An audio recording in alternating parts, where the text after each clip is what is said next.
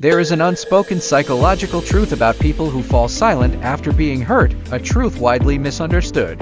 When pain cuts deep enough, people do not cry out, argue, or break down hysterically. They simply go quiet, often replying softly with, "I'm fine." a subtle cry for space, meaning please leave me alone for a while. Yet we constantly misjudge them. We think they are avoiding problems, using cold silence on purpose, or lacking the courage to face their emotions. But silence is never empty. Behind their calm exterior rages a violent inner storm. Countless thoughts and tangled emotions overwhelm their mind, pushing it to the brink of shutdown. It is not that they refuse to speak in that moment, they literally cannot find the words, no matter how desperately they want to express themselves. If you shut down in silence after being hurt, or if a loved one falls quiet mid-conflict and refuses to speak, this is for you. We will uncover the hidden truth behind post-injury silence through psychology and neuroscience, and learn how to avoid secondary harm and truly connect with their inner world. To understand silent sufferers, we must abandon a critical misconception. Silence and speech are not voluntary rational choices. According to Dr. Stephen Porges' polyvagal theory, the autonomic nervous system acts beyond conscious control. Faced with emotional hurt or intense relationship conflict, non-life-threatening threats, the nervous system goes through three distinct stages.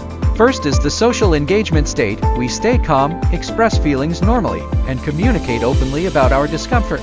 Second is the fight or flight response. As stress spikes, our heart races. We either argue loudly or walk away from conflict.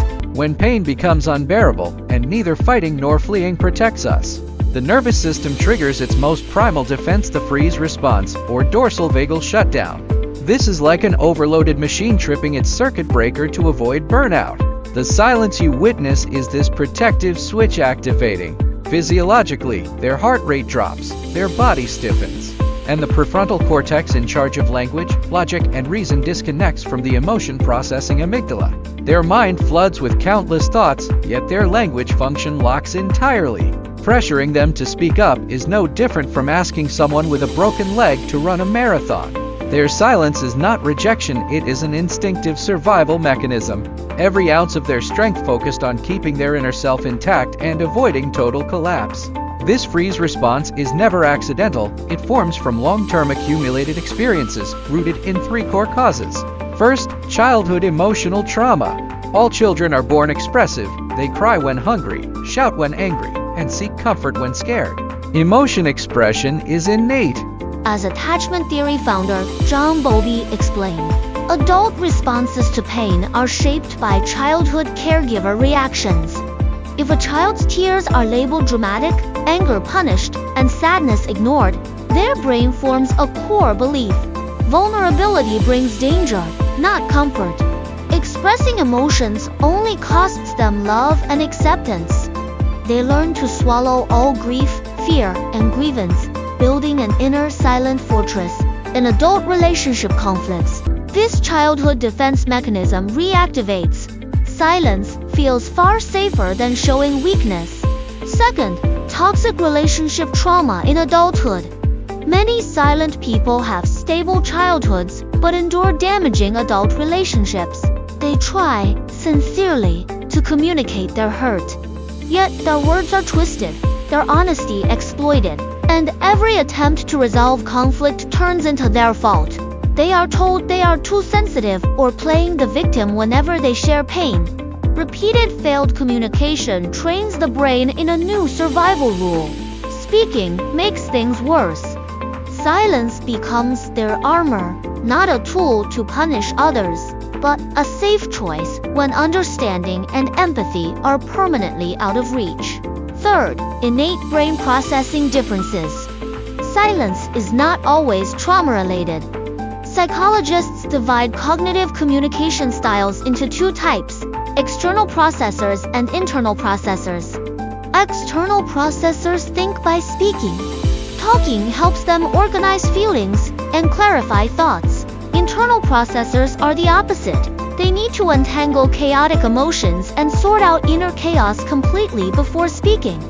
During intense conflict, their brain is flooded with overwhelming information, like a strained computer running hundreds of programs at once. They need time to process everything step by step. External pressure and urgent demands for answers only make their brain lag or go blank. Their silence is not stubbornness or avoidance, it is a necessary, unhurried inner sorting process. No matter the cause, one truth holds firm: silence never equals emptiness. The calmer someone appears outwardly, the more turbulent their inner world is. 3 key psychological truths explain their hidden suffering. First, silence does not mean an empty or indifferent mind.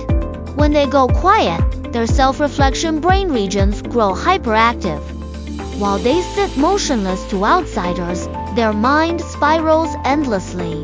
They replay every detail of the conflict, every tone, every subtle expression, every word. They overanalyze every possibility, fearing they messed up, spoke too much, or will worsen the situation by speaking again. They are not avoiding conflict, they are trapped in an endless thought spiral, searching for a safe, appropriate way to express their truth without hurting others or themselves. Second, their silence is often an act of protecting the relationship. Everyone has a psychological window of tolerance for emotions. Within this range, rational communication is possible.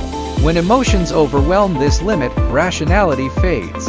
Silent people can clearly sense their rising anger, hurt, and disappointment. They know impulsive words will only bring cruel accusations, irreversible attacks, and permanent scars to the relationship they cherish. They swallow their storm not out of apathy, but to avoid destroying their bond in a moment of weakness. Their quiet restraint is a clumsy but sincere form of love. Third, pressure only worsens their silence. Most relationships break not from major conflicts, but from wrong conflict resolution. Pressuring a frozen, hurt person to speak immediately triggers new nervous system threats. The more you push, question, and demand answers, the more their brain shuts down, their body tenses, and their language function fails. Forced responses like whatever or nothing are not signs of resolution, they are exhaustion. They just want the pressure to stop, leaving their true feelings unheard and misunderstandings to pile up endlessly. Most relationships drift apart not from big fights, but from unspoken words, misunderstood silence, and unacknowledged pain. One person stops hoping to be understood, while the other believes their partner no longer cares, both trapped in misjudgment. The key to reconnecting with silent people is simple: safety, not persuasion.